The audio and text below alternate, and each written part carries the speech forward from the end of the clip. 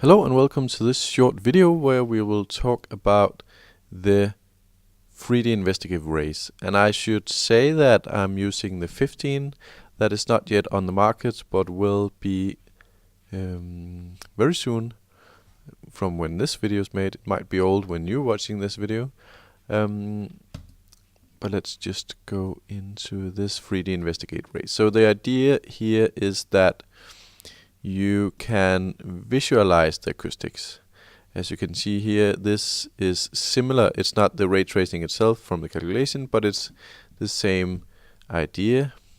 A number of rays is shot out from the source here, and they will bounce around the room and investigate the acoustics, the room acoustics. So there's some different setups here that you can choose from, and there's some different things you can use it for.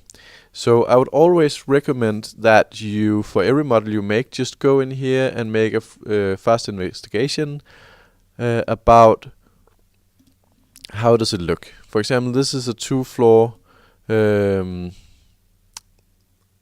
building. And you can see the second floor almost get no information, almost no rays. That's good to have in mind when you make your calculations, that you need a lot of rays. Sometimes it can be good to increase the impulse response length. I'll just now do it, but this is just for the 3D Investigate rays and not the calculations. So now you can see maybe that we have a little more rays coming up to the second floor. Sometimes it will help to increase the for large building, the impulse response length. Make sure that the impulse response length is long enough for the sound to get everywhere it needs in your model. Then up here we have another thing you can use it for is if let's say that your source was not here, but you by accident put it in this closet I made in this corner, then you would immediately see it in the 3D Investigate rays. You would see, oops, it's stuck. The sound will stay in here, and you don't really get any valid information. A third thing you can use it for, very used, is that I'll just move it out again.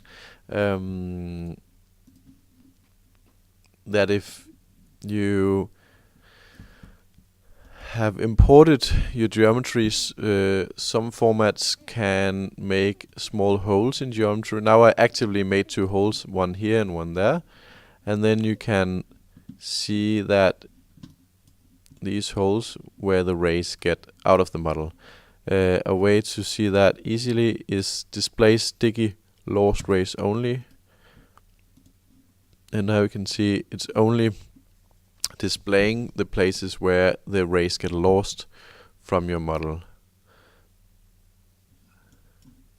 And that way you can then see, okay, we have a hole.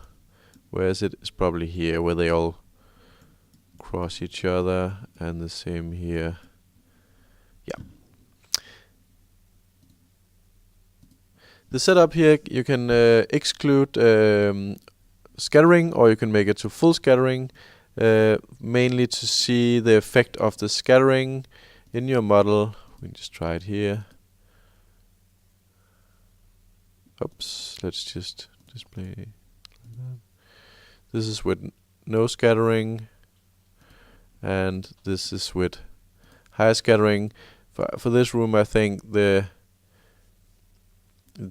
difference is not that large, but if you have a really long room like a tunnel, the difference between low and high scattering is huge, and this can be a good way to visualize that difference. Then you can choose you can borrow from room setup the number of rays, max reflection order, impulse response length, and transition order, or you can choose something else if that's what you're investigating. Especially the impulse response length can be good to investigate in here. Then Then you have the max damping, so if it doesn't reach the maximum reflection order, it will reach the maximum damping and stop there. Started ray, you can choose another ray to begin with if you're interested in that. Then you have some display options down here. I would especially focus on this one. It is really nice as said if you have holes in your model and you want to find out where that your rays will be lost. This is the tool to do that. So that's what I'm gonna of course you can also choose a different sound source if you have one. But in this model I only had the one. So in order to find holes, in order to find out if your source is hidden in something like a closet or outside the model, if you have areas far from the source like this second floor, investigate how easily the sound will get up there, the rays will get up there to get valid results. In general, just to get a visualization of your model before you start to make your real calculations. Thank you very much.